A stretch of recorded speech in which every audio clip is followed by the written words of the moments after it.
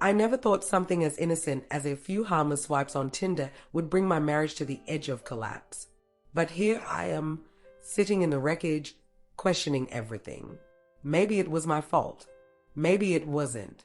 But what I know for sure is this: I've learned a painful lesson about what happens when trust breaks and when loneliness goes unspoken. It all started so small. You'd think that after being married for 5 years, everything would just fall into place, like a smooth ride with no bumps. Adam and I had built what looked like a comfortable life together, or at least that's what I thought. We had a cozy house that we'd worked hard to make a home, painting the walls, picking out furniture, and adding little touches that made it uniquely ours. We even had a dog, Charlie, a fluffy golden retriever who loved curling up on the couch with us after a long day. It wasn't perfect, but it was ours, and it felt like we were creating something solid. We had our little routines too. Saturday mornings were for coffee and breakfast at our favorite local cafe, followed by a stroll through the park. In the evenings, we'd watch our favorite TV shows together, sharing a bowl of popcorn, sometimes laughing at the silly moments, sometimes arguing over whose turn it was to pick the movie. Even with all the small disagreements, there was a sense of comfort in knowing we had each other through it all. But somewhere along the way, something started to change. At first, it was so small that I didn't really notice it. It was the little things, like Adam coming home late from work, or the way we'd eat dinner without really talking. I began to wonder if he still saw me, the person I used to be. I didn't feel special to him anymore, and I wasn't sure if he felt the same about me. My career was taking off, which meant I was working more than ever. I was spending long hours at the office, meeting deadlines and dealing with work stress. As exciting as my job was, it also made me feel overwhelmed. I was so focused on my career that I forgot about the one thing that should have mattered most: my marriage. Adam seemed to be in the same routine he'd always been in. He'd come home tired from his day at work, and we'd exchange a quick hello before each of us did our own thing. We'd talk, but our conversations had changed. Instead of dreaming about the future or discussing what we wanted out of life, we mostly talked about bills, groceries, or the dog's vet appointments. It felt like we were just going through the motions. I didn't blame Adam. Life had just gotten busy, and we both got caught up in it. But deep down, I started to feel something I hadn't felt before: loneliness. Even though we were living under the same roof, I felt like we were both living in our own worlds. I missed the days when we would talk for hours. I missed when we shared our dreams and made plans for our future together. Now, it felt like we were just trying to get through each day. We were no longer building a life together. It felt like we were simply existing, side by side, but not truly connected. It wasn't just the lack of conversation. It was the absence of the love and closeness that once came so easily. I missed the laughter, the little moments that made us feel close. I missed the feeling of being truly seen by him, the way he would look at me like I was everything. Now, I felt invisible. The worst part was, I couldn't even figure out when things had started to change. It was as if our connection had slowly slipped away without either of us realizing it. The love, the excitement, the spark we once had, it all seemed to have faded, and I didn't know how to get it back. One evening, after a long, frustrating day at work, I was scrolling through Instagram while Adam was in the shower. I saw one of my friends had posted a picture with a cute guy at a party, and they'd tagged him. I don't know why, but I found myself checking out his profile. He wasn't even my type, but there was something about the attention he gave my friend that I longed for. Then, the thought popped into my head, maybe I could get that kind of attention again. And that's when I opened Tinder. It wasn't something I had planned to do. I didn't wake up one day and think I should go find a way to get attention from strangers. But there I was, staring at my phone screen, and something in me just clicked. At first, it seemed harmless, just a little distraction from the daily grind of life and marriage. I didn't expect to meet anyone, and cheating wasn't even on my mind. I wasn't that kind of person. But as the days went by, I found myself pulling out the app more and more, almost as if it was an escape from the discontent I was feeling. Creating a profile was a simple task. Nothing too flashy. Just a few casual pictures from my last vacation, nothing too revealing or provocative.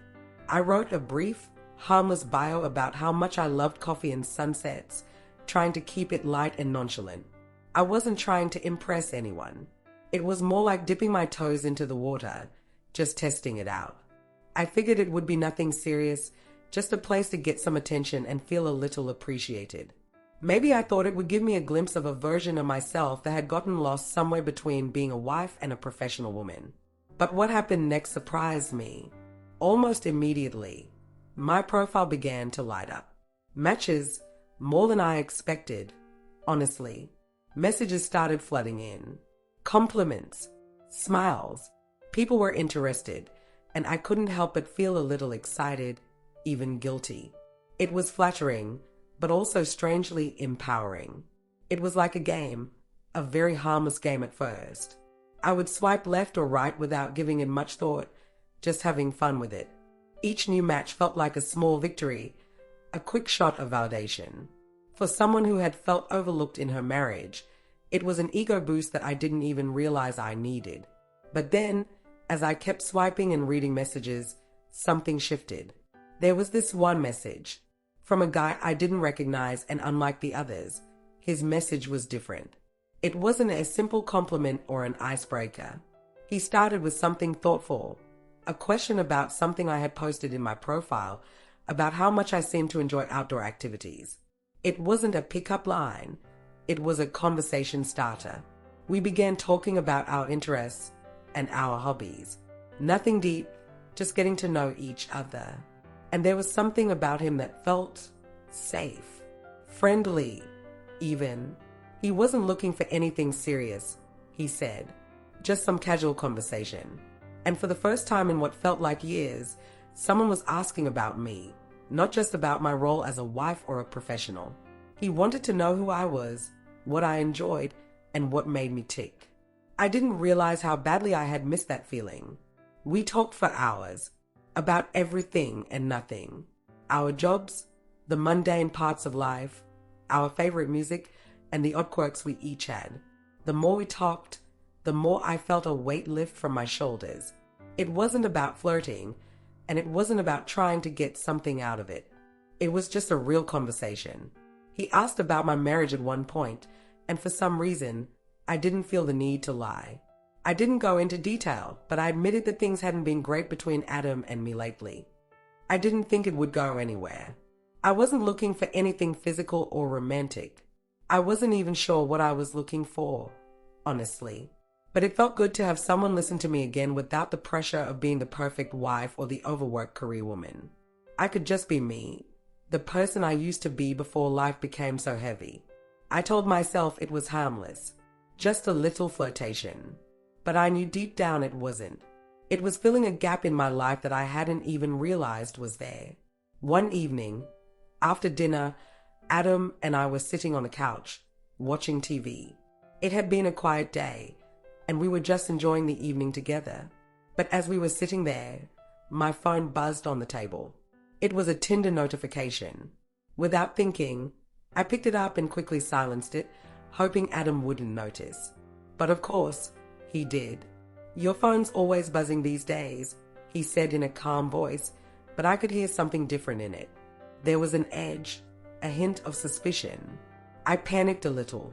"Oh, it's just work stuff," I said, trying to sound casual. "Don't worry about it." I could see it in his eyes. He didn't fully believe me. But Adam didn't say anything else. He didn't push it, which I thought at the time was a good thing. He usually didn't like to stir up trouble. But as I sat there, I couldn't shake the feeling that something wasn't right. Later that night, I went to take a shower, leaving my phone on the kitchen counter. When I came back, I saw Adam sitting at the table, staring at my phone. His face looked pale, his expression frozen in shock. I could feel my heart drop into my stomach. I knew something was wrong. "Why didn't you tell me about this?" Adam asked, his voice calm but strained. "You're on Tinder? What is this? What's going on?" "Sophie." My mind went blank. I opened my mouth to explain, but nothing came out. I didn't know how to explain myself. I didn't know how to make it right. Adam's eyes were full of confusion, hurt, and something I hadn't seen in him before: anger. I couldn't blame him. I had made a mistake, and now there was no going back. I didn't mean for it to be a big deal, I said, my voice shaky. It's not what you think. I wasn't trying to meet anyone. I was bored, and I needed to feel noticed. I never meant to hurt you, Adam. Please believe me. But Adam wasn't listening. He stood up, his face turning red with frustration. He started pacing back and forth. You're telling me this is just fun? You've been talking to strangers, and you think that's okay? How could you do this to me, Sophie? His words were sharp, and each one felt like a punch. My stomach twisted as I watched him walk around, his anger growing. The more he spoke, the more I realized what I had done. This wasn't just about an app or a silly mistake. This was about trust. I had broken his trust, and I knew that once that was broken, it was hard to fix. I felt terrible. I wanted to explain, to make him understand that it wasn't anything serious. But nothing seemed to help. The damage was done, and I could see the pain in his eyes. I had made him feel betrayed, and that was something I couldn't take back. The days after our argument felt like a blur, almost as if I was walking through fog. Adam barely spoke to me anymore. When he did, his words were cold, and there was a distance between us that I couldn't bridge. The silence that filled our home was unbearable. It was like an invisible wall had come between us, and I didn't know how to tear it down. I tried to apologize over and over, hoping that my words would somehow heal the hurt I had caused. But no matter how much I apologized, it seemed like nothing would change.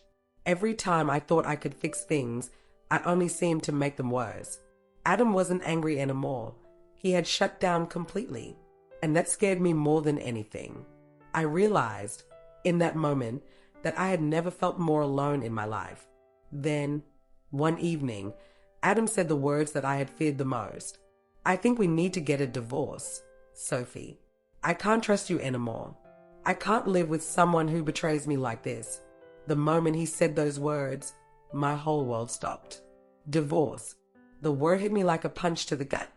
It felt like he had reached inside me, grabbed my heart, and crushed it with those words. I felt an overwhelming wave of pain and shock. The word betrayal echoed in my head, and it hurt so much I could hardly breathe. I never imagined I would be here, facing this. I thought we had built a strong foundation. We had talked about everything, our dreams, our hopes, our fears. But somewhere along the way, I had let him down. And now, the damage was done. I didn't know what to say. I just sat there, staring at him, completely lost for words. There was nothing I could say that would undo the hurt I had caused. How could I make him understand that I was sorry? How could I make him see that I still loved him more than anything? But at that moment, I realized that no matter what I said, it wouldn't change what had already happened. He had lost trust in me, and trust, once broken, is so hard to rebuild. I didn't want a divorce. I didn't want to lose him. But what could I do? How could I fix something that felt so broken? I knew I couldn't change what had happened, but I also knew that I wasn't ready to give up on our marriage. I just didn't know if Adam felt the same way. All I could do was wait and hope, but deep down, I feared that it might be too late.